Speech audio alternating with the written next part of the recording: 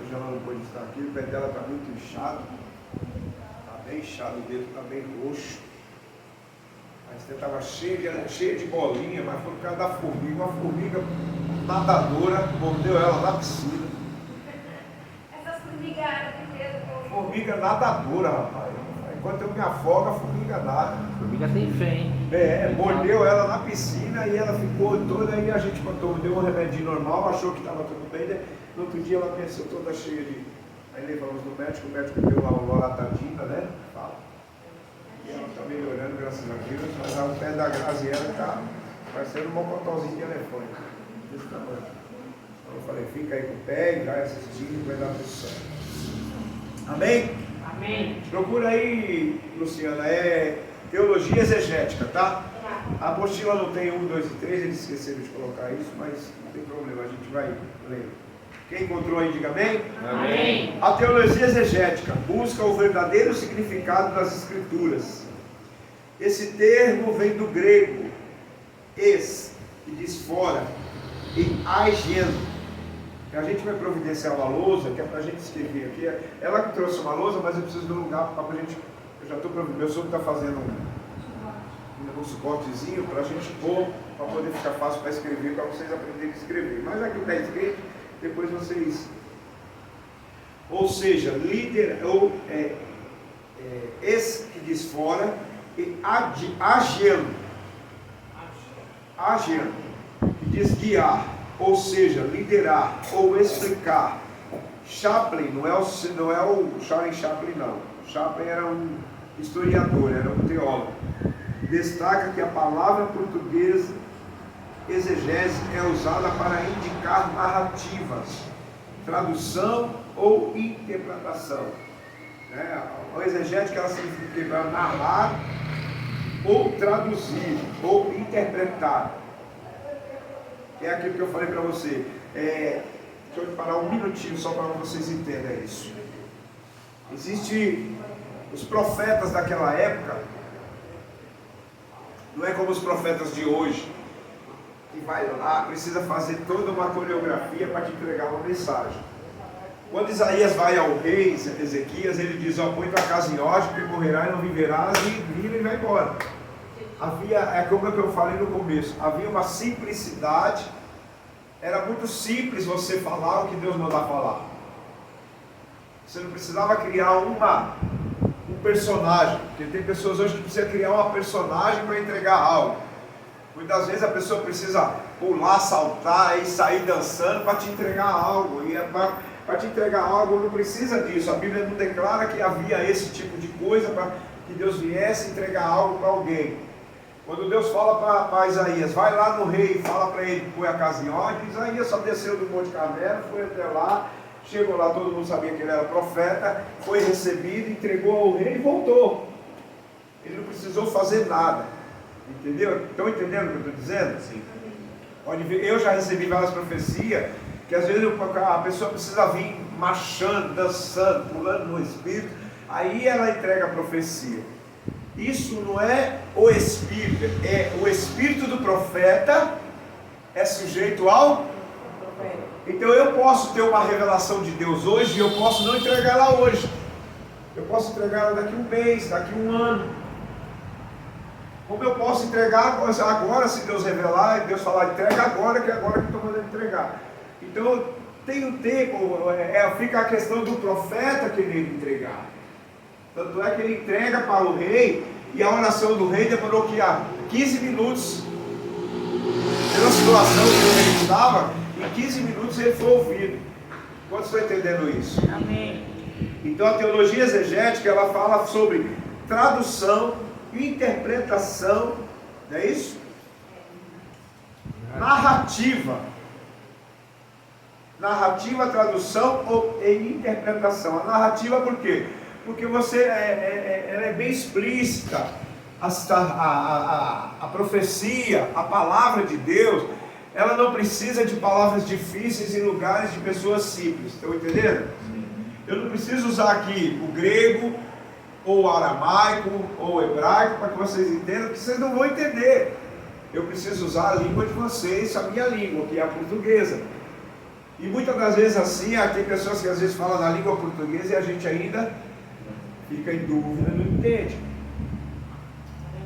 Então a narrativa depende de qual é o grau que você está. Por quê? O grau aonde você está. Eu já fui em lugares que eu não tinha, que eu nunca falei japonês e Deus me usou para pregar para japonês. Aqui em São Paulo mesmo, ali na Liberdade tem uma igreja japonesa evangélica. Eu fui pregar uma vez lá e eu nunca preguei em japonês e Deus me usou para pregar em japonês. Porque Deus, quando Ele quer te usar, Ele te capacita naquilo que você precisa ser usado. E muitas vezes você não precisa nem ter estudado, porque Pedro não tinha estudo. Pedro era analfa de pai, beta de mãe, quem ensinou o evangelho para ele foi Cristo. E o Espírito Santo veio e deu revestimento e compreendimento daquilo que ele estava estudando. Então, a teologia exegética, ela faz isso conosco. Ela nos ensina a narrativa, a tradução e a interpretação, dentro do contexto teológico. A ênfase, meu óculos está ruim, recai sobre a interpretação de modos formais de explicação que podem ser aplicados a algum texto. O que está dizendo? Sobre várias formas. Um texto, Deus pode usar de várias maneiras, mas que tenha o mesmo significado, entendeu? Deus vai usar o Marcos de uma maneira, vai usar a Jeane de outra, vai usar o Vinícius, né? O Vinícius de outro, mas tudo vai estar no mesmo contexto. Por isso que eu sempre digo, texto fora de pretexto gera pretexto. E tem muita gente que às vezes usa o texto, traz um pretexto e sai do contexto e não consegue explicar nada. Entendeu? E você fica, puxa vida, e quem não conhece a Bíblia fala, eita, Deus falou muito, né? E não foi nem Deus falou, o cara fez uma salada mista e você pensou que foi Deus que falou. Entendeu? Porque Deus não é Deus de confusão. Deus nunca vai confundir a sua mente. O que Deus tiver que falar para você, Ele dá nome, endereço, lugar, tudo direitinho. Tem base bíblica para isso. Tem 160 bases bíblicas. E Deus, quando fala com alguém, Ele dá endereço, nome e tudo. Atos dos Apóstolos, capítulo 9, você vai ver Jesus falando lá. Vai na rua direita.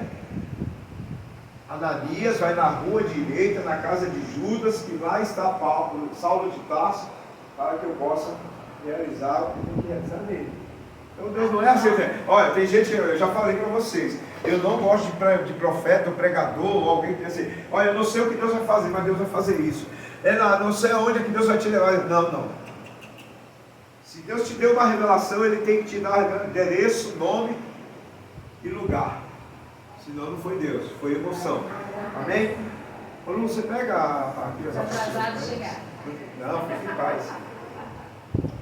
Então vamos lá, vamos continuar aqui. Aí já mostra para eles onde é que está.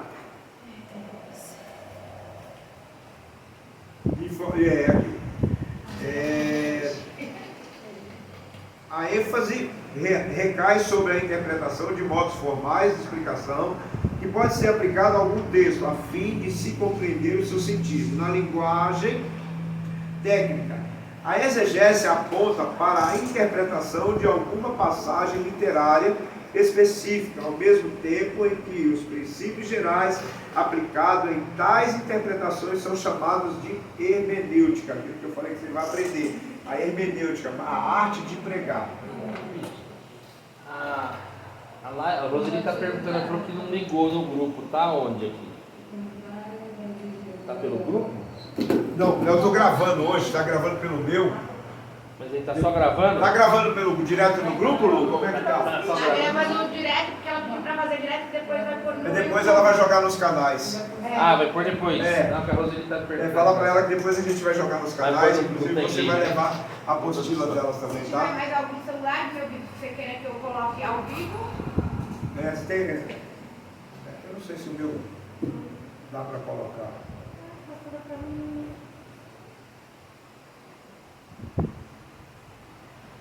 Você sempre está Não, está aberto, eu não sei como é que faz. Eu só sei ligar e desligar e falar no WhatsApp. Hermenêutica, são chamados de hermenêutica. Encontrou aí, amados? Teologia exegética, amém? Eu estou na segunda parte aqui, ó, que fala sobre onde termina, são chamados hermenêutica. Agora eu vou, o contrário da exegese é a exegese, sobre a exegese. Chaplin diz que este termo significa ler no texto aquilo que alguém quer encontrar ali, mas que na realidade não se encontra no mesmo, ou então significa distorcer um texto. Olha, lembra que eu acabei de falar isso aí? Distorcer o texto. Vai chamar aí, só recusar, tá? Para adaptá-lo às próprias ideias do intérprete. Olha aí, ó, isso aqui é muito interessante. A exegese da hermenêutica é aquilo que... Vocês lembram que eu falei no começo? Eu acho que eu já falei aqui, mas eu vou falar de novo, para que vocês entendam. Vocês lembram que eu falei que hoje existe Bíblia de vários pensamentos? Antigamente nós só tínhamos uma Bíblia. Eu comecei há 28 anos atrás, então eu tinha só aquela Bíblia pequena. Hoje tem Bíblia grande, tem Bíblia de tamanho, letra grande, letra pequena, vários idiomas, Bíblia internacional, que nós vimos o nosso querido Souza ontem aqui. A paz para vocês. Nós vimos o nosso querido Souza usando a Bíblia dele ontem aqui. Só que existe um problema muito sério na igreja, que em vez de buscar a interpretação do, acho que saiu aqui, ó, do Espírito Santo, cada um tem a sua própria interpretação. Então, eu leio um texto, então aí, em vez de eu falar, eu ir orar e buscar a Deus, a interpretação do texto, o que Deus quer falar, eu deduzo aquilo ali no meu intelecto humano, na minha consciência. Então, se eu distorço aquilo que realmente Deus quer falar e falo aquilo que a minha consciência, que eu acredito que está certo, e eu não posso falar aquilo que eu acredito que está certo, eu tenho que falar o que já está certo. Por isso que distorce. Quantos estão entendendo o que eu estou dizendo? Amém. Então significa distorcer o texto para adaptá-lo às minhas próprias ideias de intérprete, as minhas próprias ideias. A igreja hoje ela sofre porque tem muita gente com muita ideia, usando apenas versículos bíblicos, bispa.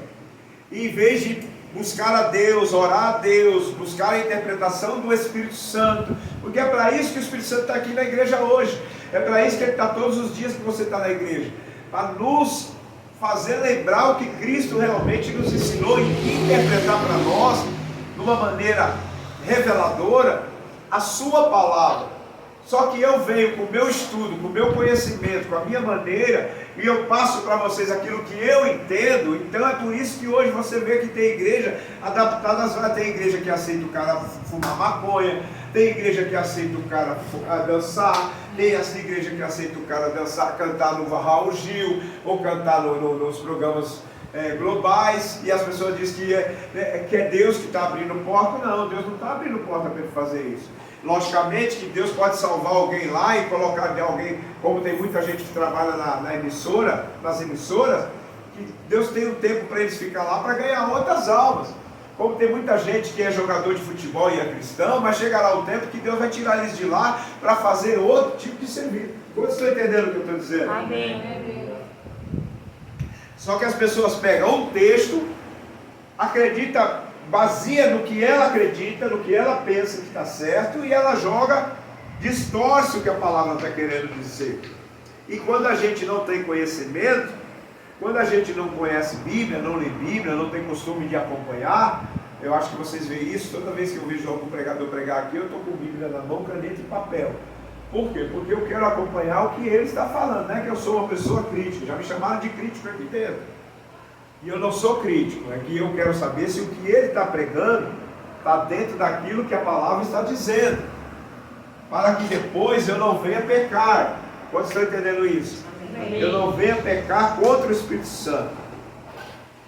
Significa distorcer o texto para adaptá-lo às suas próprias ideias internas. Portanto, quanto a exegese é séria, a exegese não passa de uma burla. A maioria das pessoas que se envolvem na exegese também pratica alguma exegese, também pratica o que ela faz. Ela é uma burla, um conhecimento especial, algo sério, algo definido para que você possa ter dentro da sua vida. De acordo com Arantes, não é Arantes de Nascimento não, viu, irmãos? É o Arantes teólogo. A interpretação não é uma atividade tão complexa. A maior parte da Escritura é, na verdade, de fácil entendimento. Ninguém precisa ser versado nas originais para compreender o seu propósito salvífico. As Escrituras, ela é simples. Viu que eu falei aqui no começo do culto? Que a palavra de Deus é simples. A gente é que complica a palavra de Deus. A gente é que quer enfeitar muito para fazer bonito. E se você viesse na simplicidade de Jesus, as pessoas iriam estar mais agraciadas, as pessoas estariam mais ouvindo, as pessoas se converteriam mais. Eu vou falar por mim, eu tenho 28 anos que eu estou no Evangelho, né? Então eu vi há 18 anos atrás, e eu acredito que a Jaqueline, ela já via há uns 10, 12 anos atrás, Davi Miranda, missionário Manuel de Melo, Alfredo Requidal, da Assembleia de Deus do Ipiranga, e outros pastores aí antigos que a gente conheceu, que a gente teve uma convivência, que pregava simples, Miriam. Pregava simples, nem línguas se falava no altar. Nem línguas se falavam no altar para pregar. Hoje o pregador fala em línguas no altar. Hoje o pregador, se ele não der uma rajada de línguas aqui, parece que a igreja acha que ele não tem a presença de Deus. Não, a presença de Deus não está na rajada de língua que eu dou. A presença de Deus não está no pulo que eu pulo. A presença de Deus está na palavra que eu professo. O curso é um culto, irmão. Eu já tenho a presença do Senhor. Aleluia, Jesus. É a palavra que eu simples passo para os irmãos, e os irmãos, a alma dos irmãos absolve e faz as coisas acontecer dentro da vida de vocês. Por isso que o cabo aqui, que é parente do Nascimento, o Arantes, ele escreve isso, que na verdade a palavra é de fácil entendimento e ninguém precisa ser versado nos originais para compreender o seu propósito salvífico, porque a Bíblia ela tem uma função. Qual é a função? De salvação. O que Jesus nos mandou aqui hoje, o que Jesus nos ensina hoje, não é para nós julgarmos ou condenarmos ou matarmos, não. Nós não temos esse direito nem essa função. Nós temos a função de pregar uma palavra salvadora, uma palavra de arrependimento de pecado, uma palavra de que as pessoas conheçam a Cristo como Ele é. Agora, a transformação quem faz é o Espírito Santo, através do arrependimento. O pecado, quem convence o homem do pecado é o Espírito Santo. A Bíblia diz que Paulo pregou, Apolo regou e Deus dá o crescimento. Então é Deus que dá o crescimento. Por quê? Porque se a partir do momento que ele abrange isso aqui, ele vai andar com pessoas espirituais. É por isso que eu digo, a gente às vezes fala assim, eu não me espelho em ninguém. Mentira, você sempre está se espelhando em alguém. Porque se você não se espelhar em alguém, você não consegue se espelhar em Cristo. Porque Cristo só vai se manifestar em pessoas. Ele não vai se manifestar em gato, cachorro, papagaio, periquito. Ele vai se manifestar em pessoas. E quando você se espelha em pessoas, você tem que olhar para ele com o olhar de Cristo e não com o olhar humano. Porque se você olhar no olhar humano, você vai ver os defeitos dele. Mas se você olhar com o olhar de Cristo, você vai ver Cristo nele. Então você vai se espelhar nele. Amém? Meu Deus. Vamos lá, vamos concluir. Para compreender isso aqui, todo aquele que dela se aproxima pode ser educado na justiça. Contudo, existem certas partes que não são de tão fácil compreensão, sendo de suma importância o que o intérprete leitor tenha algumas qualificações. Existem algumas partes na teologia exegética que a gente vai ficar sem entender. Não é que a gente vai ficar sem entender. O professor, o pastor, o pregador, ele tem que explicar. É que nem a irmã que já falou para mim, eu leio a genealogia de Cristo e não consigo entender. Poucas pessoas eu vi pregar sobre a genealogia de Cristo, né? Poucas pessoas. Maria tinha a genealogia de Cristo? Maria tinha a genealogia de Cristo? Hã? Não, mas José tinha. E Jesus precisava nascer da descendência de Davi. Por isso que Deus foi lá e visitou Maria, que Maria já era noiva de José, e José já fazia parte da linhagem de Davi. Está entendendo?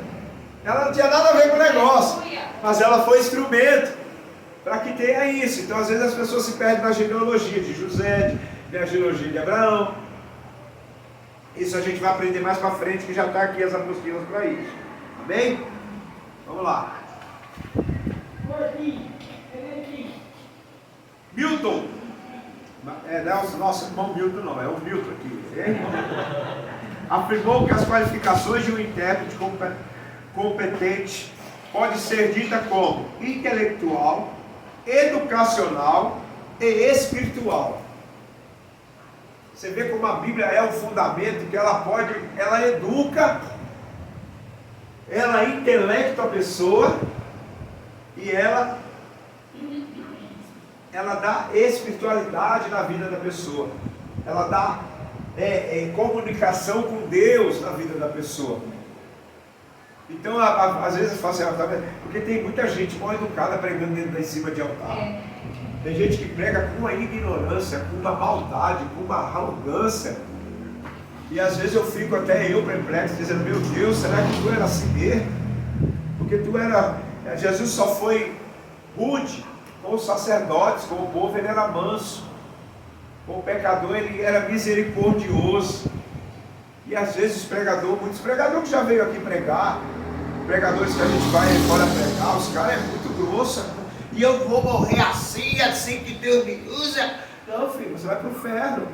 Se você não mudar a sua maneira de pensar, de deixar o seu intelecto e a sua espiritualidade. Eu não preciso mudar a voz para Deus me usar. E já vi pregador mudar a voz. Mulher fala voz grossa, parece voz de homem, rapaz. Hã? Você já viu isso? Mulher não. Rapaz, eu já vi uma mulher pregar que eu tive medo. Homem trabalha. Eu já vi uma mulher aqui que veio pregar aqui. Hoje ela não prega mais porque a casa dela caiu. É de fora, irmã Jaqueline, você vai lembrar. Veio aqui, sabe? Bota por turno e batia no pé e dizia assim, eu sou doido, eu dava até medo, eu tive medo daquele dia daquela mulher. Pegou? Pegou? Quem estava aqui pegou. Foi, eu tive medo daquele dia, eu não dormi. Peguei na mão da Graziele para poder dormir. E fui perguntar para Deus, Deus, eu preciso mudar minha voz. Deus falou, não, eu não mudo voz. Eu não mudo, o meu olhar é compassivo, a minha voz é simples. Eu não preciso criar uma tonalidade para falar de Deus, eu tenho que falar de Deus na minha tonalidade que eu sou. Você não precisa mudar de voz, você não precisa... Aí quando você vai ver o cara fala filho que nem manteiga. Mas peraí, tem alguma coisa errada aí. Entendeu? Está entendendo? Educação. Crente tem que ser o mais educado do que o ímpio lá fora. Precisamos aprender a ser educados. Jesus não veio nos ensinar a ser espiritual. Jesus veio nos ensinar a viver numa sociedade que é corrupta, que é má, que é perversa, que é ignorante, mas ele era educado. Me mostra na Bíblia uma passagem que Jesus não foi educado por ninguém. Ele era educado e sincero, e muitas vezes a educação traz sinceridade. E é por isso que nós temos que aprender sobre isso, nós temos que cuidar da nossa vida intelectual, espiritual e educacional. Para ele, o intelecto entra justamente na percepção clara do significado do texto, porque ele vai ler, aí vem o intelecto, vem aquilo que ele leu e vem a instrução do Espírito, que vai trazer a intelectualidade daquilo que ele está falando. Não no conceito que ele acredita que é, mas do que o Espírito Santo está ensinando para ele. É por isso que às vezes quando eu oro, eu digo, Senhor, tira todo o intelecto humano da minha cabeça e coloca o teu intelecto espiritual.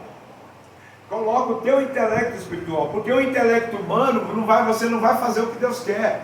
Pedro, vai lá na casa de Cornélio, porque eles querem ouvir a palavra. Pedro disse, eu não vou, porque eu só prego para judeu.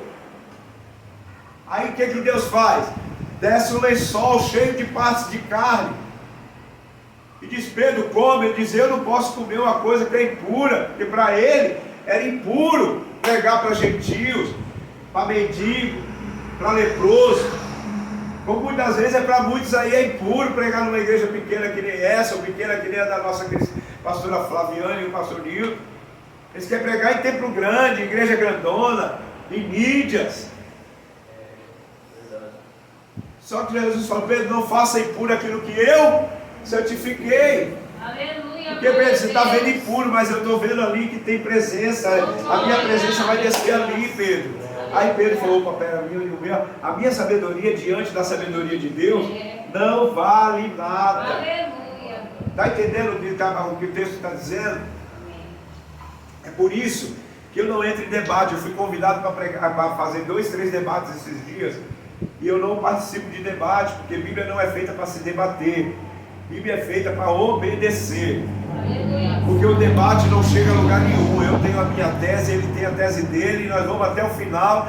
E aí a gente faz as considerações finais.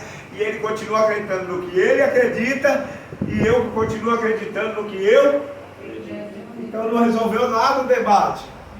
Porque o debate só resolve quando duas pessoas chegam num concílio igual. E se você chega no debate e não tem concílio, não adiantou nada eu ouvir o debate ou participar do debate. Vocês estão entendendo isso? Aleluia. Vamos lá. Aqui, ó.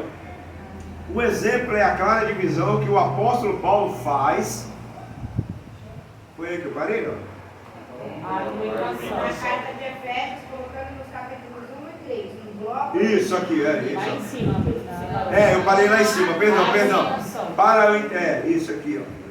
Para ele o intelecto era justamente na percepção clara do significado do texto. A argumentação lógica do autor sacro pode ser percebida por alguém que esteja atento intelectualmente. Um exemplo é a clara divisão que o apóstolo Paulo faz da carta aos Efésios, colocando nos capítulos 1 e 3 um bloco eminente doutrinário e de 4 a 6 outro bloco eminente prático. Chegar em casa, marque aí no seu caderno e você medite. Eu já disse aqui, eu acho que eu disse na semana passada, eu gostaria que você pelo menos uma vez por mês tentasse ler o livro de Efésios todo, porque Efésios é um conteúdo maravilhoso para que você aprenda teologia. Porque Efésios fala sobre tudo, família, casamento, o cara solteiro, entendeu? Está cheio de pregadorzinho solteiro aí, que aí lê lá na Bíblia, que para o solteiro não tem juízo, mas tem consequência. Então o cara quer fazer o que quer, né? Fica com uma, fica com outra, namora uma, tem uma namorada em cada igreja. Aí tem safadeza, né? Mas é porque ele pega aquilo, lembra que eu falei, bispa? Todo texto fora de contexto gera pretexto. Tem gente que pega um texto e diz: mas para o solteiro não tem julgamento, mas tem consequência. Não tem julgamento, mas tem consequência. E a gente precisa ficar ligado nisso. Então aí você lê em casa, colocando nos capítulos 1 e 3, né? E também no doutrinário 4 e 6. Na semana que vem eu vou fazer perguntas sobre esses 2 capítulos, amém? Amém. Para ver o que vocês entenderam. Efésios fala da família, do solteiro, que mais tem. Fala da família, fala do solteiro, fala dos casados, fala do empresário, fala de pastor, fala do presbítero, fala do diácono. É muito conteúdo. Efésios é o livro que mais Paulo se dedicou a escrever. E Paulo estava preso quando ele escreve Efésios. Tanto é que 3,14 você vai ver Paulo lá por uma causa que alguém leva que a igreja estava sofrendo, que Timóteo estava perecendo com muita perseguição. Ele fala assim: por esta causa, Efésios 3,14, por esta causa eu me ponho de joelhos. Porque eu vou te falar, alguns judeus, não todos, nem todos os judeus olham de joelhos, sabia? Nem todos os judeus oram de joelhos. E eu vou te dizer, joelho não é uma obrigação de orar. Não existe na Bíblia que Deus obriga você a orar de joelho. Igual uma briga, mas é verdade. É que nem eu digo, Santa Ceia de joelho eu nunca vi. Porque a Bíblia diz que a Santa Ceia foi na mesa. Está entendendo? Eles não tomaram a Santa Ceia de joelho, eles tomaram a Santa Ceia sentado na... Eu vou falar de novo para que vocês sejam que eu não sou herege. Se você lê a Santa Ceia, você vai ver que eles tomaram a Santa Ceia sentado na... Então pronto. Esse regulamento de você pegar a ceia, o corpo e o vinho, e você deixar dobrar o joelho, isso é uma hierarquia da igreja. Nós respeitamos. Mas não é bíblico. Não está na Bíblia que eu tenho que tomar a ceia de joelho. Eles tomaram a ceia sentado. Eles estavam comendo, Jesus partiu o corpo, o sangue, comeram e pronto. E mesmo assim eles pecaram. Pecaram ou não pecaram? Então a ceia não imune ninguém de pecar. Mesmo assim o diabo também sentou na mesa, porque o diabo só estava esperando Judas pôr a mão para ele poder tomar posse.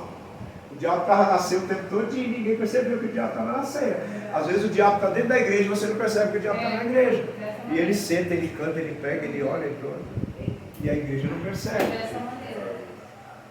Entendeu? Mas vamos voltar aqui. Onde é que eu parei? Isso. Um bloco eminente doutrinário de 4 a 6. Outro bloco eminente prático. Uma mente analítica que saiba discernir o que o texto está ensinando é muito importante para o intérprete. Analisar o que você está lendo. Analisar o que você analisa. Não lê só a primeira vez e você já tirou. Ah não, Jesus está dizendo isso aqui. E Judas foi a se enforcar. Ele foi a se enforcar, mas a Bíblia não diz que ele se enforcou. A Bíblia diz que ele foi. Está entendendo? Você tem que analisar e você vai buscar texto. Aí o Espírito Santo entra, a hora que o Espírito Santo entra, você está analisando, o Espírito Santo está dizendo, agora eu vou desvendar para você o mistério, para que você entenda o que você está lendo, para que você interprete da maneira que o Espírito Santo quer, que Deus quer que você interprete. Quantos estão entendendo isso? Amém. A imaginação, segundo o Terry, precisa ser controlada. Algumas pessoas têm uma mente fértil demais, e isso pode prejudicar a boa interpretação do texto. Tem gente que imagina coisa demais. Eu já vi pregador imaginar coisa demais. Os adventistas do sétimo dia têm uma visão assim caótica. Eles acreditam em coisa que é a mente fértil do que saiu, do fundador que saiu, e aí acaba acreditando naquilo. É que nem mentira. O cara mente a vida toda, acaba acreditando que a mentira dele se torna verdade. Você já conhece o mentiroso? Já conheceu o mentiroso nato? Já. Meu Deus. O cara acredita na mentira dele, mano. Por favor. O cara acredita e não tem quem tira isso da cabeça dele. Eu trabalhei com um cara, o cara era muito cozinheiro, muito bom, um dos meus melhores cozinheiros. Eu olhava e já sabia o que eu queria que ele fizesse. Só que de um mês por mês, uma vez por mês, ele matava alguém da família. E era sempre na sexta-feira, porque sábado e domingo era um movimento muito grande. Aí na sexta ele faltava, aí faltava sábado e domingo. Aí eu falava, cadê o atestado de óbito para você?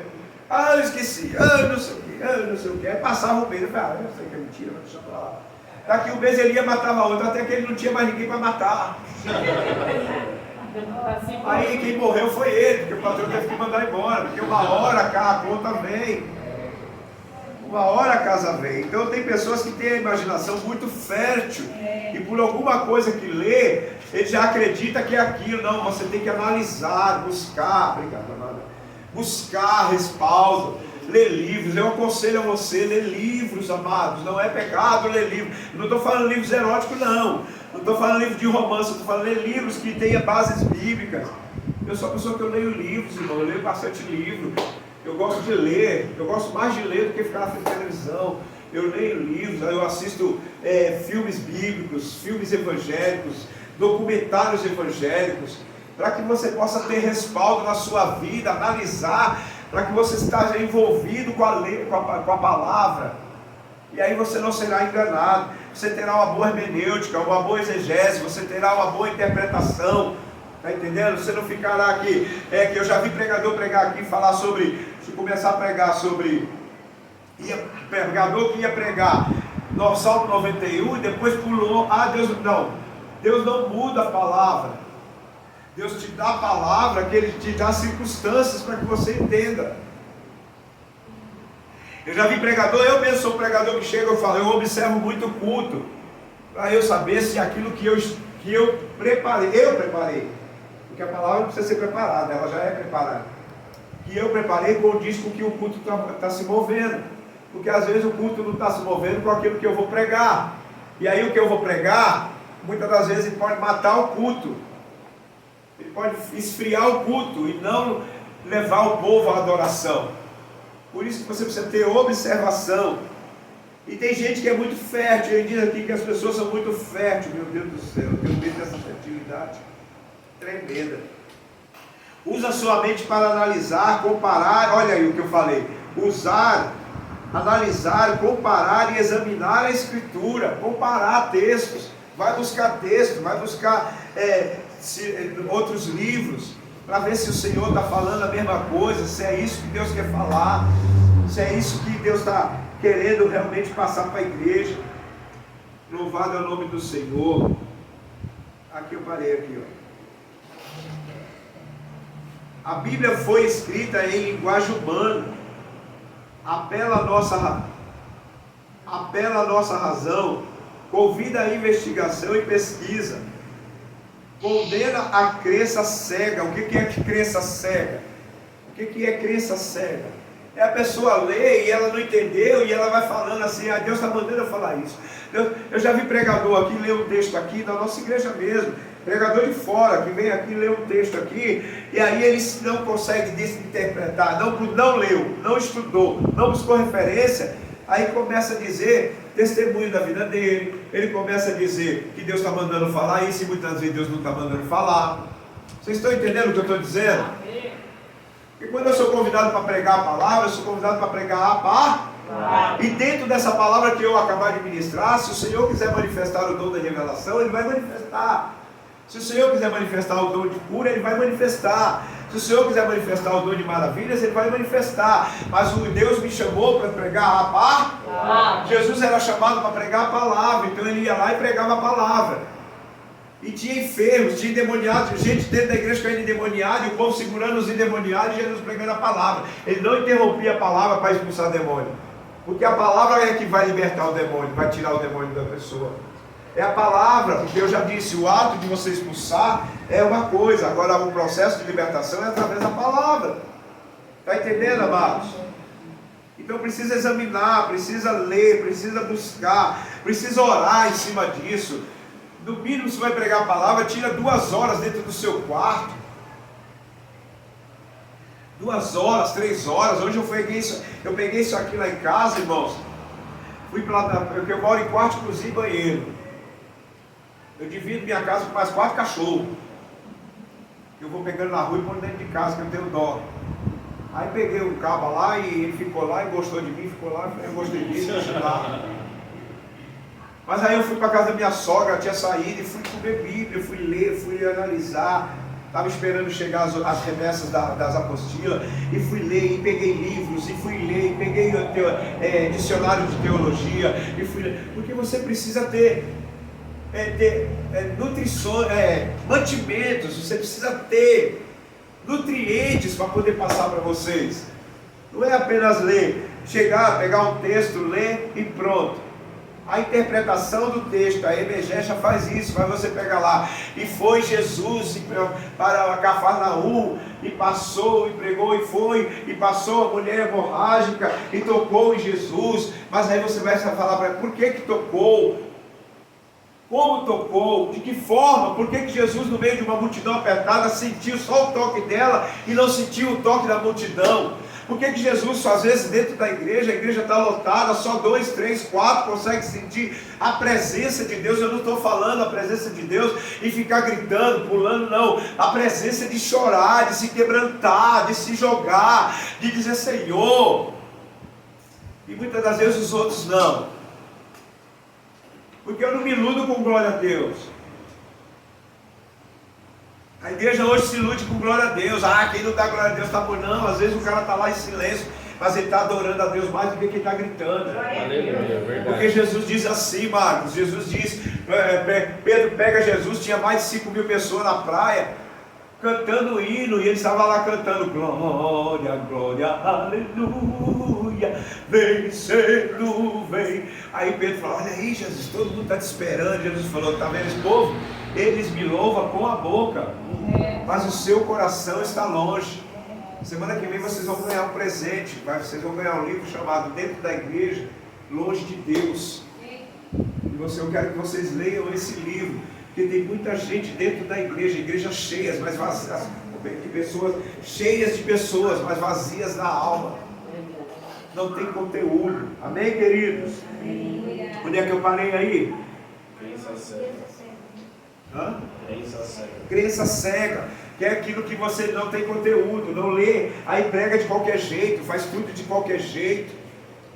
Arrumei briga esses dias com o pastor no Facebook, lá numa igreja chamada Cura Divina.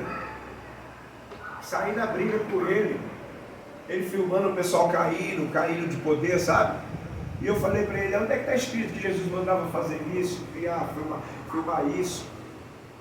Entenda isso, deixa eu te falar uma coisa, olhe para mim aqui, entenda isso, em nome de Jesus. Eu venho em nome de Jesus, nós somos pentecostais, não temos que negar que somos pentecostais, mas o mundo não precisa ver o nosso pentecostalismo, o que o mundo precisa ver é a palavra de Deus na nossa vida. Aleluia. O pentecostal é para quando nós estivermos reunidos só em irmãos. Você não vê, você vai na macumba, os caras é só lá, eles não ficam pondo em face, caindo, os demônios caindo lá, endemoniado, a pombagira. Eu nunca pus, eu fui feiticeiro, no meu candomblé nunca pus em face nenhum, nunca gravei, para ficar vendo o povo lá sendo estribuchando, rodando.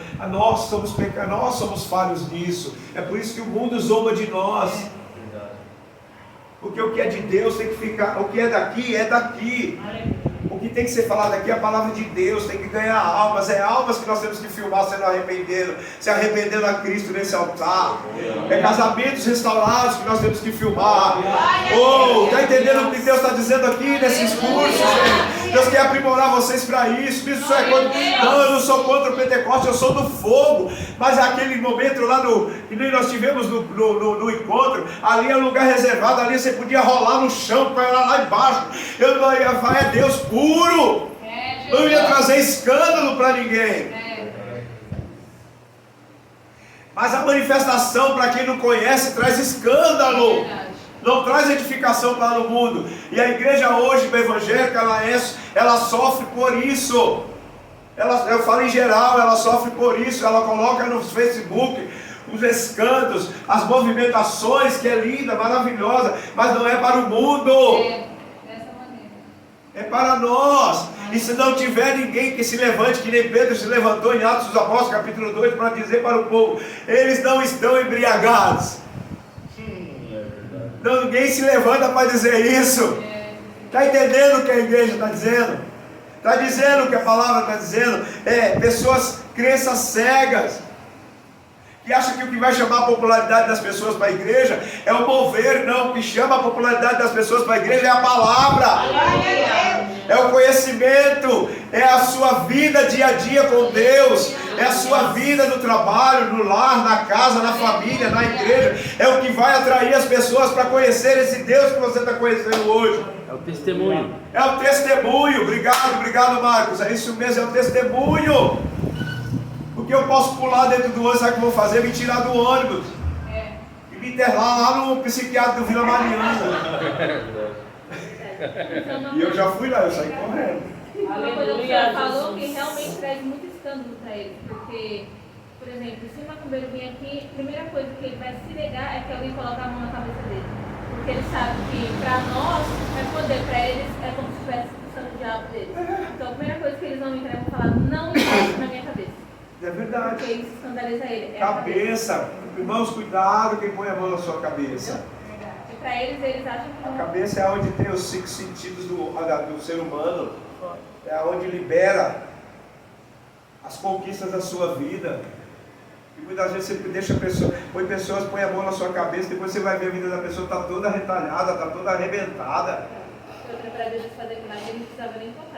Não, imposição de mãos não é pôr a mão na cabeça, imposição de mãos é levantar as mãos aqui, ó. Vou falar de novo para você aprender. Imposição de mãos não é pôr a mão na cabeça. Imposição de mão é levantar as mãos. Os apóstolos não precisavam pôr a mão na cabeça. Eles levantavam as mãos e das suas mãos saía graça, saía poder. Recebe essa bênção aí hoje. Recebe, você não vai precisar pôr a mão em ninguém. Você vai levantar a mão e a ordem no céu vai ser dada e Deus vai te honrar por isso. A maior tarefa de um intérprete é ensinar o que aprendeu. Olha a minha dificuldade aqui hoje. Qual é a maior responsabilidade? É ensinar o que eu aprendi. As pessoas não querem ensinar. Pastores hoje não querem perder tempo de ensinar. É por isso que pega um cabo que chegou ontem e já põe ele para ser obreiro, põe ele para ser pregador, para ser isso. Aí o cara não tem nada, não aprendeu nada. E eu bato nessa tecla, eu vou viver com vocês mais 20, 30 anos. E vocês vão ver o bispo batendo nessa tecla. Tem que ensinar primeiro para depois enviar.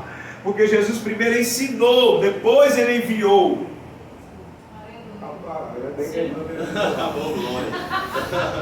Mas não, a gente quer enviar para depois ensinar. Uma vez só que Jesus enviou para testar eles vieram decepcionados porque não conseguiram expulsar o demônio. E sabe o que Jesus falou para eles? Ô geração incrédula! Jesus não estava falando para quem estava lá, estava falando para eles. Porque você está com Jesus aí, mas você é incrédulo por Jesus. Você é incrédulo, irmão. Você vem aqui falar de fé, você prega de fé, mas você mesmo não tem a fé do que você está pregando. E conhecer Deus é ter fé em Deus. Porque sem fé é impossível agradar a Deus. Abraão, vai para uma terra que eu te mostrarei. Ele não falou, mas onde é?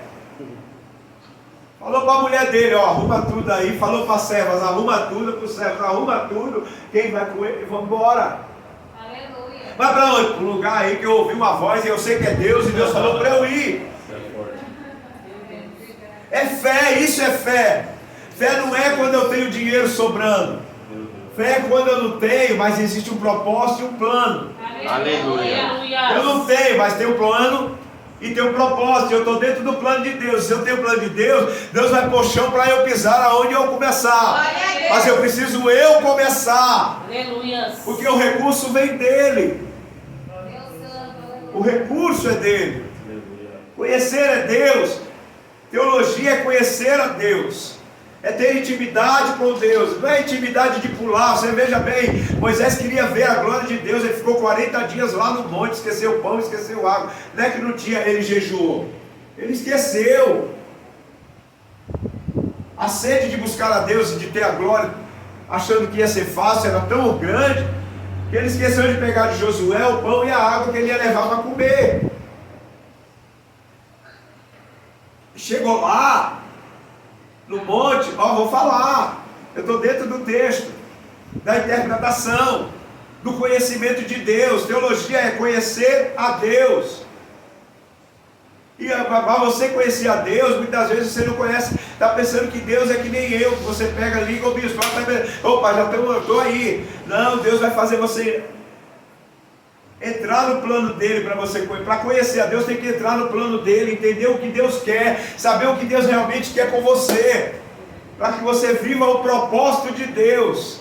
Porque o propósito de Deus é perfeito, agradável, a boa vontade de Deus. A boa vontade de Deus é o propósito dele, não é o nosso.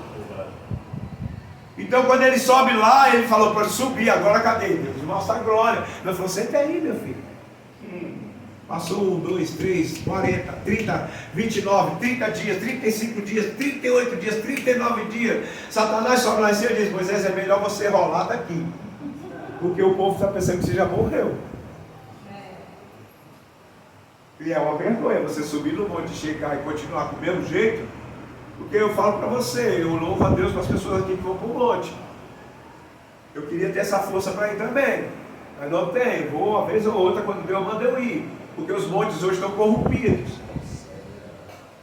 Eu ia para o monte, aonde lá no Menonitas, quando eu ia, que era uma casebre, que era um casebre, quando eu ia lá, tinha um anjo que ficava na ponte dos Menonitas. E quando o cara estava desconcertado, já que lá, era tudo de tábua antigamente lá, 20 anos atrás. O cara estava desconcertado, pecado, desconcertado, desconculto, não subia não. Dava dor de cabeça, dava diarreia, dava tudo o cava na hora. Hoje não, hoje o cara sobe no monte qualquer. Sobe o monte os crentes de um lado e os macumbeiros do outro. Sabe? E aonde anda o profano, o santo não pode andar o profano. Sobe gente de todo tipo de jeito, brigado embaixo, brigado com a esposa, brigado com a mulher, brigado com a mãe, brigado com o pai, desobediente. Eu estou falando porque Deus está mandando falar. Aí você chega lá em cima e fala que está cheio da glória. Quando você desce pior do que você subiu. Para subir para o monte e receber alguma coisa de Deus, você tem que descer melhor. Porque Moisés subiu, aí ele desceu com a glória, a ponto de o povo não conseguir ver o seu rosto, mas a glória de Moisés, que Deus derramava, acabou aqui embaixo. Porque o que é do monte, é do monte. Aleluia! Entendeu? O que é lá do encontro, é do encontro. Está entendendo o que eu estou dizendo? Aleluia. Aí teve um tempo que ele teve que pôr o lencinho, teve que usar o lenço no rosto. Por quê? Porque o povo não podia saber que ele já não tinha mais a glória, que ele se acostumou com a glória. Então quando você se acostuma com Deus, você não trata mais Deus como Senhor, trata como qualquer pessoa. E quando você trata Deus como qualquer pessoa, ele se retira, ele se afasta, porque ninguém conhece ninguém como qualquer pessoa. Se eu tenho conhecimento, hoje eu trato já abraço, beijo, a Jeane, tudo, com respeito, com carinho, é porque eu tenho um conhecimento de amor fraternal, espiritual com eles. Então eu tenho conhecimento, intimidade, para falar, para conversar, para orientar. Agora quando eu começar a tratar eles comum, como uma pessoa, até eu vejo todo dia. Esse era o problema da igreja. A igreja evangélica tem esse problema. Parece que Deus veio do céu, se converteu na igreja, aceitou Jesus na igreja evangélica. Porque você acaba tendo conhecimento, então você não trata mais Deus como Deus era. As pessoas não tratam mais Deus. Eu tenho muito Deus, então Deus agora é o cara, é o brother, é você. Só que os discípulos dormiram, comeram, beberam com ele, mas nunca deixou nenhum deles chamou ele de você. Até Judas, que ia trair, chamava ele de Rabi. Está entendendo? Quer conhecer? Fala. Eu queria perguntar, por exemplo, quando não tem alguma coisa bem específica na Bíblia, aí a pessoa que está interpretando, que está pregando, fala, então, mas eu imagino que nesse caso aconteceu isso ou aquilo. É certo fazer isso? Não. Porque ele imagina, acabamos de falar aqui, é a mente dele fértil, é a imaginação dele. Agora, conjecturar é uma coisa. Mas ele avisou, né? Ele avisou, falou, né? Eu imagino. Pessoal, não está escrito, mas eu vou conjecturar. Conjecturar é uma coisa, eu posso conjecturar. Mas quando a pessoa vida tem que ter uma referência, por exemplo, Belém, eu gosto de ver Belém. Segundo o escritor Belém, não está na Bíblia, mas ele diz que, vamos supor, o choro durou à noite, mas a alegria vem pela manhã, manda por Deus. Mas tem referência, o autor do livro, e onde está, e não falou, e não, como fala, feriu o texto, e eu continuo dentro do texto. Isso, mas você conjecturou, entendeu? Mas está dentro do texto. Agora tem gente que conjectura, eu imagino, não, eu imaginar é uma coisa, eu conjecturar é outra. Não, vou dar um exemplo. Davi estava lá no terraço e contemplou Betseba. Davi contemplou Betseba? Ou será que ela estava lá de propósito? Eu já vi um pregador pregando sobre isso e ele coloca, na Bíblia não é tão clara, né? Será que ela não estava lá de propósito? Ela sabia que o rei ficava dava acesso à janela do rei. Aí ele conjecturou, eu creio que Betseba foi até lá proposital. Só que ele avisou, entendeu? Acho que se ele avisou, aí ele está emitindo uma opinião dele. Não tem nada a ver com a Bíblia. Na minha leitura bíblica, na minha percepção bíblica, eu vou falar na minha percepção bíblica, eu acredito o seguinte: Betseba estava tomando banho lá porque era costume das mulheres ter a bacia lá fora de casa para tomar banho, na varanda, em alguns. E Davi estava da sua área. E da sua área ele viu. Ela não fez propositalmente. A Universal passou esse tempo atrás aí sobre a história de Davi. E ela fez que ela perseguia Davi. A Bíblia não existe relato. Verdade. Escute bem. Não existe relatos nem da história, nem histórico, nem de Flávio Joséfo, nem de Beni, nem de nenhum pregador. Não existe relato que ela vivia perseguindo Davi porque ela queria Davi. A Universal criou isso, da dramaturgia da história dela. É por isso que eu falo, tem gente que muitas vezes assiste a novela lá, as novelas, tem muita coisa legal, mas vigia bem o que você está assistindo. E outra coisa, quando a pessoa faz com intenção, por exemplo, Judas ele já tinha intenção de fazer. E a Bíblia já relata que Judas tinha intenção. Judas já tinha. Que a traição não foi na mesa, foi bem antes. Ele já tinha intenção, já tinha decidido no coração, já tinha saído. Só faltava o ato consumado, né? Isso. Então, ali não agora, tinha. a Betseba não, Betseba estava lá tomando banho. Ele avistou. Davi olhou, viu que ela era muito formosa, desejou. É por isso que eu falo. Se você se eu olhar para Daniela, com todo respeito, se eu olhar para Jeane, para Jaque, que é uma pessoa que eu sempre falo minha mãe, beijo e tudo mais, né? Se eu olhar para alguém aqui com um olhar carnal, quem precisa se converter sou eu. Porque se eu tiver a conexão divina na minha vida, eu posso ver qualquer um de vocês até nua. Para mim, é por isso que ninguém conseguia pegar Jesus. Porque Jesus tinha uma conexão divina. Jesus não olhava para a mulher como os homens olhavam. Concordo. E a igreja precisa aprender isso. Olhar para as irmãs da igreja como Jesus olhava. Não importa se ela vem de bermuda, de camiseta, de short, porque senão você não consegue lidar com as pessoas aí fora. Verdade. Por isso que ele dá aquele exemplo, né? Se o seu olho te faz pecar, Arrancar ele, é melhor arrancar. Mas se você é lavado, remido no sangue do Cordeiro, consagrado, os olhos cheios de graça, meu irmão, você vai lidar com pessoas de tudo que é jeito, e isso não vai ferir a tua alma, não vai ferir a tua fé, não vai ferir a presença de Deus na sua vida. Está entendendo isso? Paulo liberta a Lídia, ele entra lá dentro, e Lídia fala que para ele, se você acreditar realmente que eu sou uma mulher de Deus, você entra dentro da minha casa. Seria impossível um homem e uma mulher dentro de uma casa só. E através de lá, saiu uma grande administração e uma das primeiras. Sim, lógico. É lógico que hoje, infelizmente hoje, pelos escândalos, a gente tem que tomar cautela. Eu não vou na casa de ninguém sozinho. Não é porque eu sou um tarado, sou aquilo outro, ou eu vou assediar. Não. Ele é pra mim, meu irmão, é só minha. E graças a Deus, Deus fez eu gostar da minha, porque eu não gostava de nenhuma. Então, para gostar da minha é o suficiente. Está entendendo o negócio? Agora, eu vou para não trazer escândalo. Eu levo a minha mulher muitas das vezes comigo, mas dificilmente eu vou na casa de irmãs. Sempre quando eu vou na casa de irmã, eu levo a minha esposa. Dificilmente eu não levar ela. Entendeu? E se eu tiver que tratar de alguém com a irmã, eu sempre chamo a irmã do lado. Eu não trato, dependendo do assunto, eu não trato. Porque quando Paulo fazia, ele era Timóteo assim, é Tito, e assim, é sempre de dois, né? Sempre. Nunca via sozinho. Amém, queridos? Amém. Vamos terminar aqui. Eu nem sei que hora é, porque nós estamos gravando. Ô povo! Maravilha. 9h20.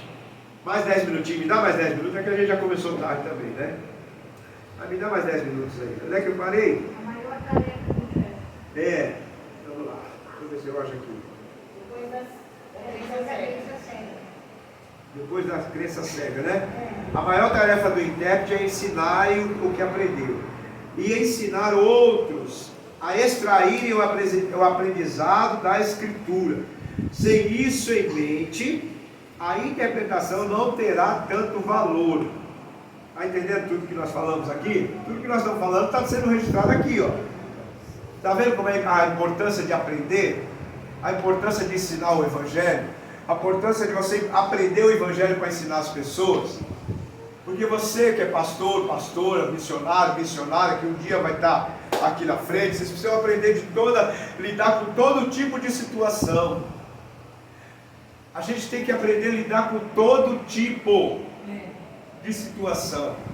É lógico que existem pessoas que têm situações específicas, que se desenvolvem mais na libertação, se desenvolvem mais no aconselhamento para casais, se desenvolvem mais com jovens, se desenvolvem mais com homens, se desenvolvem mais com as mulheres. Mas você que é líder, que um dia vai ser líder, vai cuidar de uma igreja, de um povo, e que hoje ainda cuida de um povo, precisa buscar de Deus conhecimento, sabedoria, entendimento, para lidar com todo tipo de pessoas. Porque na hora que vier algum tipo de situação, Deus vai te colocar a palavra certa, a chave certa para abrir o coração daquela pessoa e ganhar aquela pessoa para Cristo. Amém. E ganhar aquela família para Cristo. E ganhar aquele povo para Cristo. Está entendendo isso? Amém. Quantos entenderam aí? Amém. Porque se você não tiver um aprendizado, não tiver um entendimento, se você não conhecer a Escritura, não terá tanto valor a sua interpretação. Não terá. Porque você não vai ter conteúdo para passar. Você vai falar batata, cenoura, chuchu, abobrinha e não vai falar o que Deus manda. Você vai meter uma carregada, um caminhão de revelação para passar por cima daquilo que Deus mandou falar. Porque você não compreendeu o que você leu, não buscou sabedoria porque Deus mandou falar. Amém, queridos?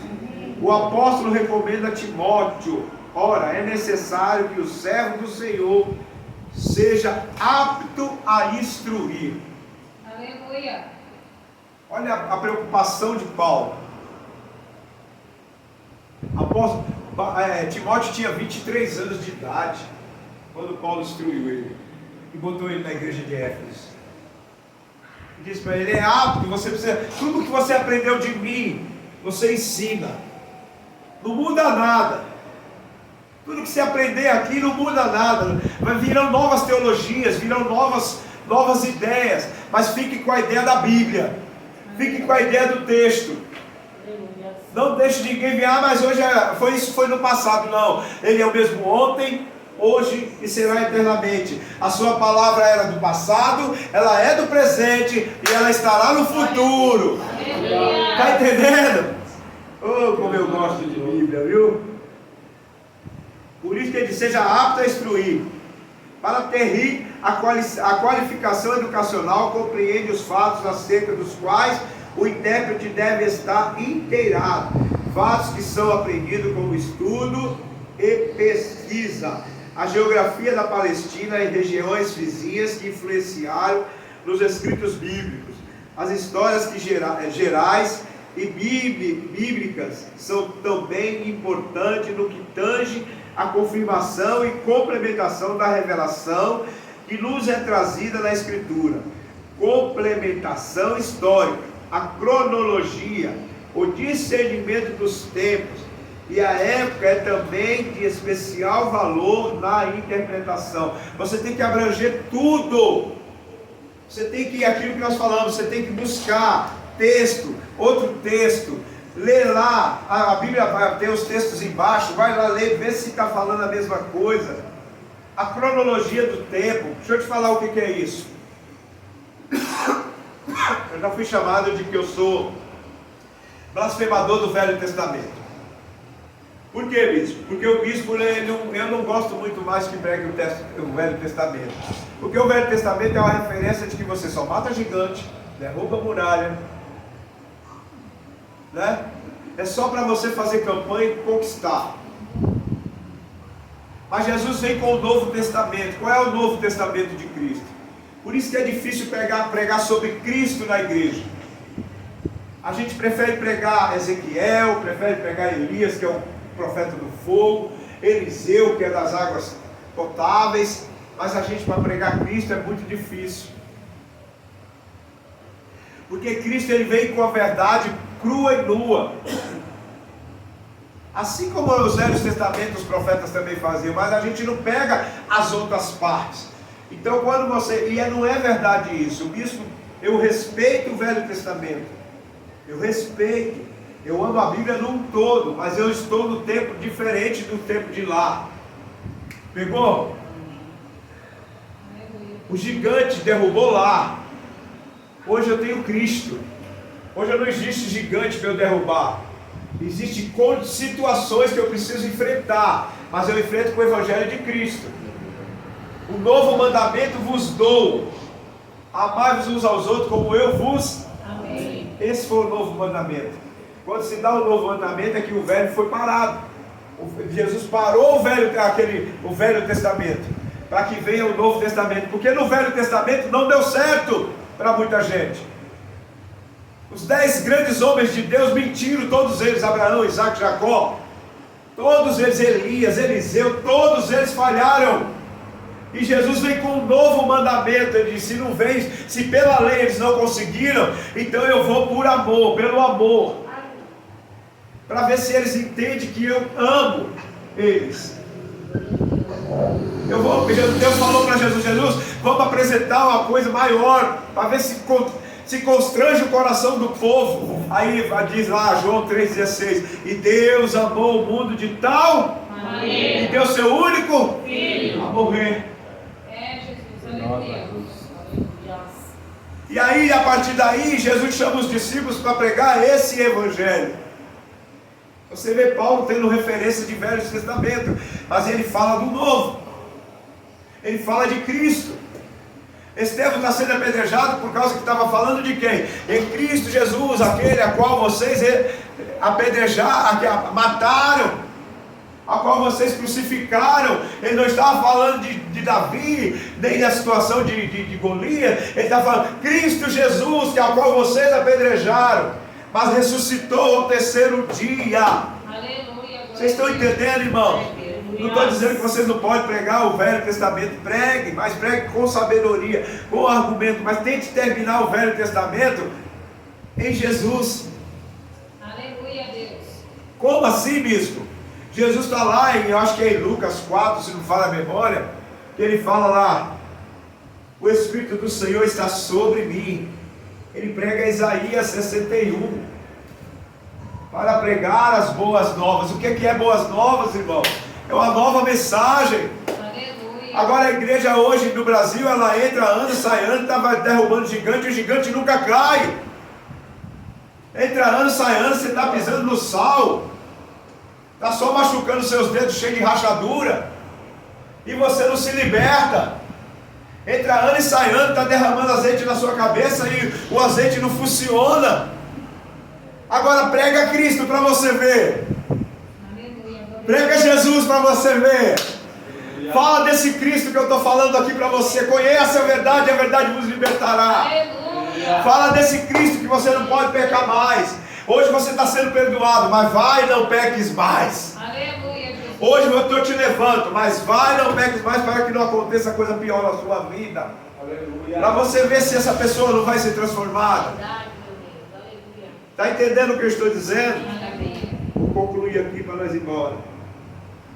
A cronologia e o discernimento dos tempos. O que eu queria dizer sobre isso, Luciano e demais irmãos? Todos estão me ouvindo bem? Amém. É que o que aconteceu no tempo de Ezequiel foi para o tempo de Ezequiel. Só que as profecias que estão em Ezequiel, existem muitas delas que são para o tempo de hoje. Se você ler Ezequiel 14, você vai ver o porquê que o mosquito da dengue está vencendo as pessoas. As pestes que estão lá, por causa da desobediência do homem. Ezequiel 14, você marca aí, você pode ler todinho que você vai ver. Lê todinho. Porque é um texto, é um livro de profecias, de revelações para esse tempo. Mas aquilo que aconteceu com Davi, foi com Davi, não vai acontecer com você. Com você é outro tempo, é um tempo com Cristo. E o que está acontecendo com você é porque você precisa se dispor a conhecer o Cristo. Porque quando você se dispor a conhecer o Cristo, Cristo se revelará para você. E aí o que você está vivendo, Ele vai tomar posse, Ele vai tomar conta, Ele vai resolver a situação. Está entendendo o que eu estou dizendo? A perseguição que você tem hoje não é perseguição bíblica, é perseguição da sua vida cotidiana, daquilo que você planta, você colhe. Porque a perseguição bíblica te prepara que eu e você ainda seremos perseguidos ainda. Seremos apedrejados por causa dessa palavra, presos por causa dessa palavra, talvez até mortos por causa dessa palavra. Mas ele disse: sofrerão por causa da minha palavra e não pelos meus atos. Porque muita coisa que eu sofro é pelos meus atos, não é pela palavra de Deus. Agora, se eu andar debaixo da honestidade com Cristo, meu Deus, o que é isso? Meu Deus, Marcos, o que é isso? Se eu andar honesto com Cristo, porque muitas das vezes eu quero ser honesto com Cristo, mas eu sou desonesto com o meu irmão. Eu sou desonesto com o meu ministério. Eu sou desonesto no meu trabalho. Eu sou desonesto com a minha esposa. Eu sou desonesto com o meu colega de trabalho. Aí eu estou fora da casinha. E aí eu vou professar Cristo. E sabe o que Cristo fala? Não. Palavra com Cristo é honestidade, sinceridade. É andar honestamente com todo. Por isso que o único que era justo lá, quando foi construir a arca, que Deus olha, é Noé. E sabe quantos anos Noé foi construir a arca? 600 anos. E nesse tempo que ele construiu a arca, Deus não permitiu que os seus filhos tivessem filho. Porque quando você está no plano de Deus, Deus não permite que nada interfere. Porque primeiro você vai cumprir o plano dele, depois ele vai cumprir o seu. Está entendendo o que Deus está dizendo aqui nessa noite, nesse curso? Nessa noite vocês vieram aprender de mim, mas depois vocês vão receber de mim aquilo que vocês aprenderem. É muito forte, irmão. É por isso que nós temos que ser honestos. O tempo, a cronologia do tempo, qual é o seu tempo? Hoje é o nosso tempo aqui. O alicerce é o mesmo, é Cristo. O altar está retificado, mas é o nosso tempo de viver. É o nosso tempo de caminhar, de trabalhar, de andar, de falar, de anunciar, de pregar. E se a gente não fizer isso, irmãos, nós não estamos fazendo a perfeita vontade de Deus. A vontade de Deus não é serviço, a vontade de Deus é a anunciação do seu evangelho. Estou errado? O que Jesus mandou fazer? Ir de pregar e... Não foi, Marcos? Então qual é a vontade de Deus? É eu fazer um monte de serviço? Não, é eu anunciar o seu evangelho. É eu anunciar a beleza da sua santidade. É anunciar que ele ainda salva, ele cura, ele liberta, e ele está pronto para conhecer quem quiser conhecer ele. Oh, aleluia, eu termino agora para a gente começar. Semana que vem tem presente, semana que vem tem perguntas, vai ser muito bom. Amém, queridos? Vamos completar aqui a emergência aqui. O modo... Onde é que eu parei? Aqui, parei, achei. E épocas e também de especiais valor de interpretação. Os sistemas políticos que envolveram a revelação bíblica, até as coisas políticas. Nós temos que entender o que rege o governo. Eu vou dizer para você, a gente fala tanto mal do cabo que está aí, mas cada nação tem um líder que merece. Mas eu não dependo dele para isso. Eu não dependo dele para prosperar. Eu não dependo dele para ser saúde, para ter saúde. Eu não dependo dele, eu dependo de Cristo. Se eu tiver no plano de Deus, irmão, vai entrar, pode entrar quem for lá. Aleluia, meu Deus. Deus continuará operando na minha vida. Sabe por quê? Porque a Bíblia diz com muita exatidão que no último dia todos esses governadores, reis, se prostrarão e todo joelho se prostrará, dizendo que só o Senhor é rei. Então eu não dependo do governo dessa terra, eu dependo de ser fiel a Ele. Ser honesto ao céu, ser fiel ao céu. Veja bem, Elias não dependia de Acabe, Elias dependia de Deus. Aleluia. Elias dependia de Deus, os profetas dependiam de Deus. Abraão sai de um lugar para o outro, e aí seu sobrinho escolhe os pastos verdejantes. Quem é que não vai escolher, meu irmão? Deus te mostra uma casa, uma mansão com piscina, quarto empregado, carro à vontade. Aí te mostra lá uma casinha com 2 cômodos lá, um córrego no meio.